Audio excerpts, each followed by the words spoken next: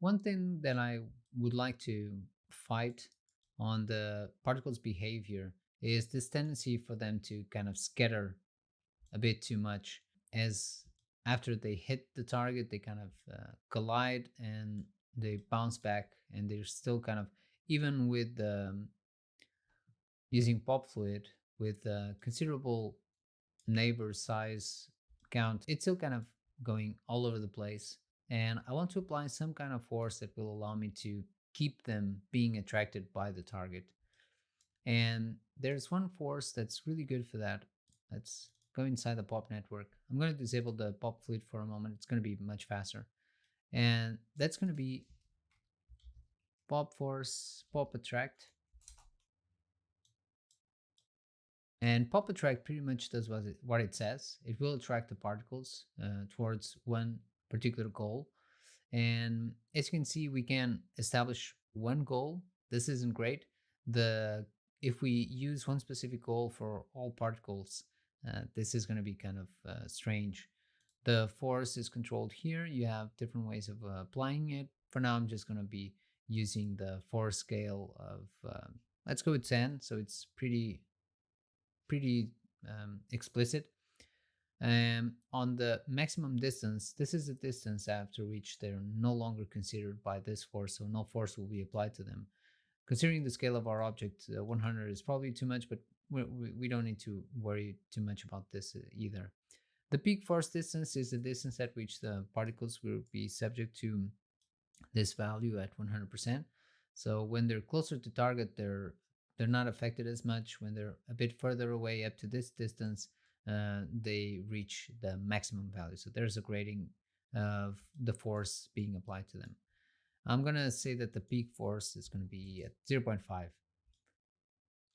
After that, what else? Let's try to see what this does.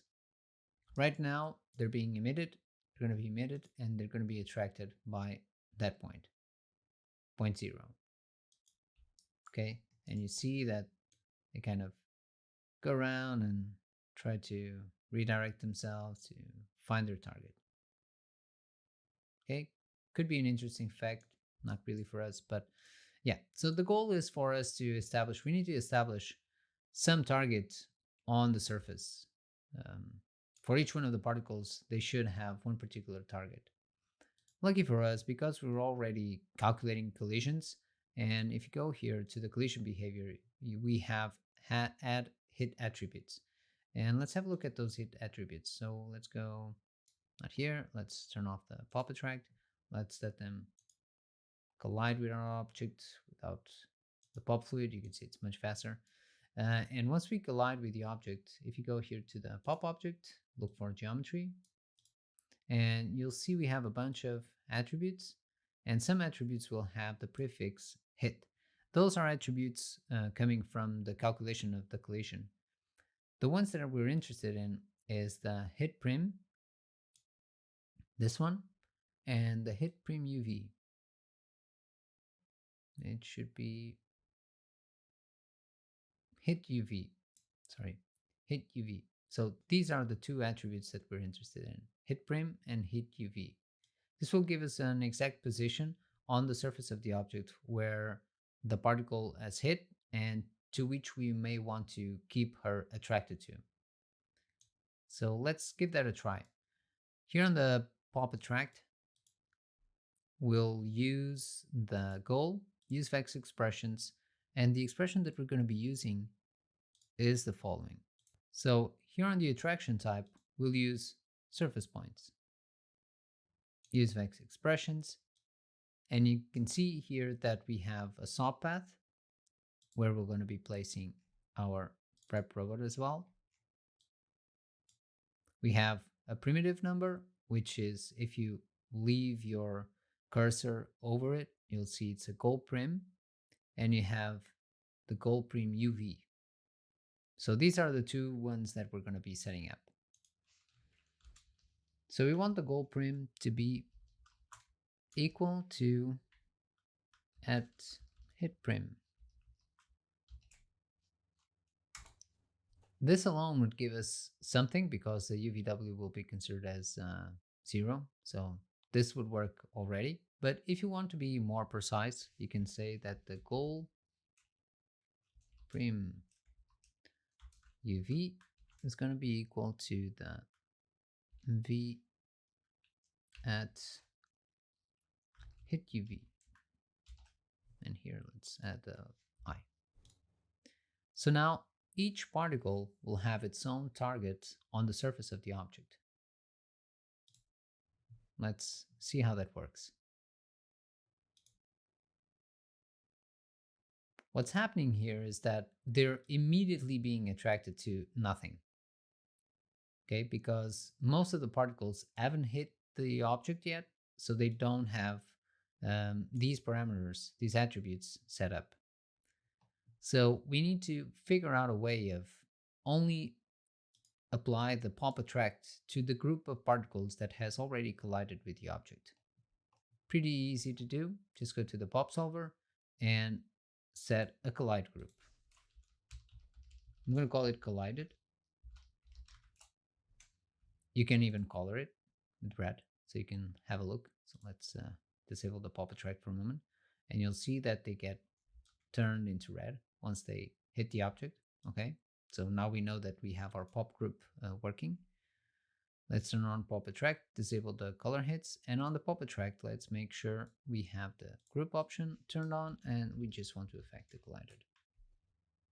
Let's see how this looks. So what's happening now is that our particles are colliding, behaving just as they used to, but most particles will now be attracted to that point on the surface. That point on the surface that they hit before is a point that they're going to be attracted to. I don't think we'll see any particle come back. We don't have enough force for that, I guess. But we could go with some extreme values so we can have an idea of what's actually happening. So I'm going to go with 100.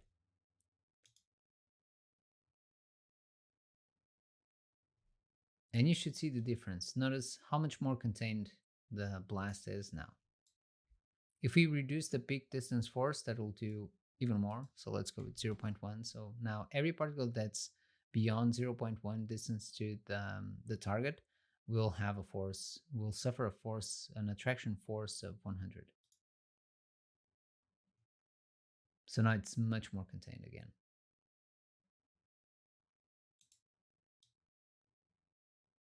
It's a completely different shape than what we had before.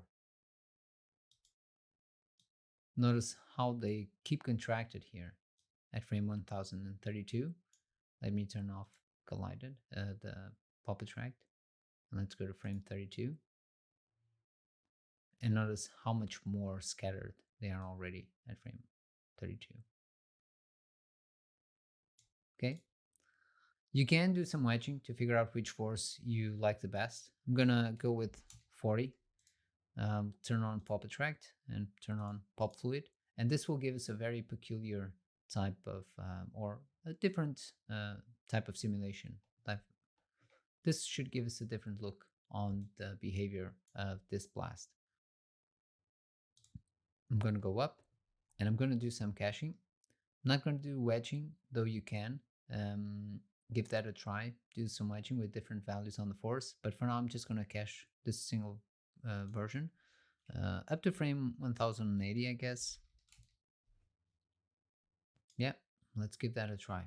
I would probably also like to increase the resolution. So let's go to the scatter node, and on the scatter node, I'll go up to 1,000,006. And having done that, I also need to compensate naive size. So here on the pop net, I'm going to go to the pop solver or the pop fluid and increase the neighbor size to 2000. This should take a while to calculate. Keep in mind that the limits of your own hardware. So I have a Threadripper with 32 cores, and I also have a lot of RAM. My GPU isn't great. It's nothing special. It's a 2080, but it's good enough. And Another very important thing that I almost forgot to mention is if you're using pop fluid, the algorithm that's being used for calculating the neighbors is using OpenCL. So it's much faster, but it does break much faster as well if you don't have enough VRAM. Okay. So I'm going to disable it because I know that my GPU doesn't have enough memory to deal with all these particles. I'll hit save to save the file and just hit save to disk.